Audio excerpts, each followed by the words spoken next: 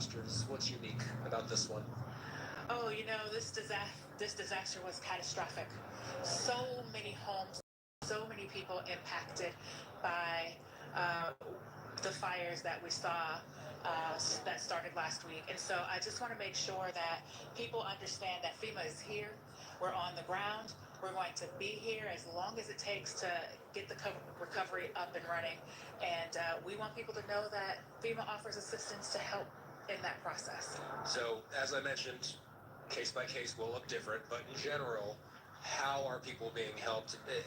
What are you finding people need help with the most? So many things. As you mentioned, everybody's story is different.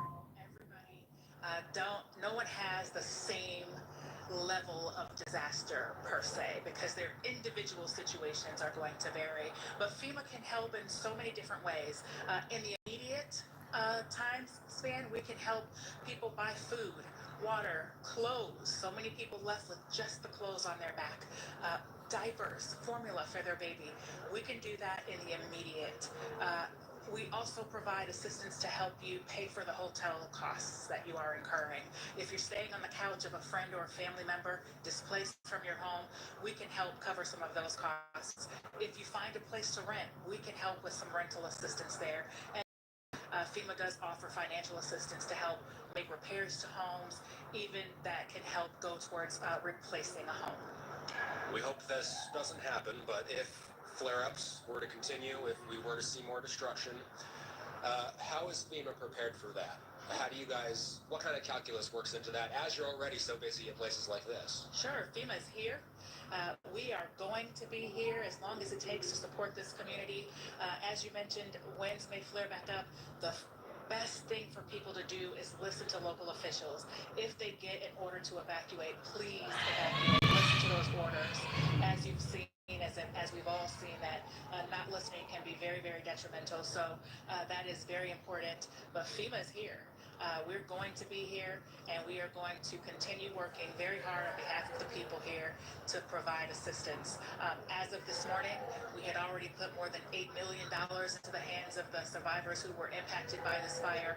Our teams are working very hard every day to work through those applications to continue to get more people approved, more funds approved, so people can jumpstart their recovery. I've been here all afternoon, and this place has been packed all afternoon. How many people roughly have you guys serviced? Not only at this location, but I think you have some numbers about how many people have been serviced as a result of this entire situation in SoCal. Sure, I don't have specific numbers about how many have come out to the DRCs today, but as you mentioned, it's been nonstop. People are here, they need the help. I can tell you that more than 33,000 people have submitted applications for assistance. Our teams continue to work through those applications to get people approved and get them on the road to recovery, get very much needed financial assistance into their hands. What do you find people don't know who have been impacted by this? What do they not know? If you had to share any final message for anybody that's watching that may need help, maybe they know somebody that needs help, what do you need to know? What message needs to be passed along? First, again, we're here. We're going to. The most important thing that people need to know is if you have insurance. First, that way you can get the ball rolling on any assistance they may be able to provide, because by law FEMA cannot duplicate benefits. So we need to see a determination letter from your insurance company before we can finalize your application. And so if insurance covers some things but not other things, FEMA will work very hard to provide some supplemental assistance to help you cover what they did not cover. Nicole Wilson, thank you so much. Thank you. All right. So this event is open 7 days a week, 9 a.m. to 8 p.m. for the foreseeable future, they tell me. This is at Pasadena City College, not at the main campus. I want to stress that. This is not the main campus. Where we're at, I believe, this is the Foothill campus. It's called the Community Education Center. The Community Education Center is where they're all stocked up. Not only is FEMA here, but the Small Business Administration is here. We saw Cal EOC is here as well. The governor's office was here earlier today. So not only FEMA, but there's charities that we've seen here.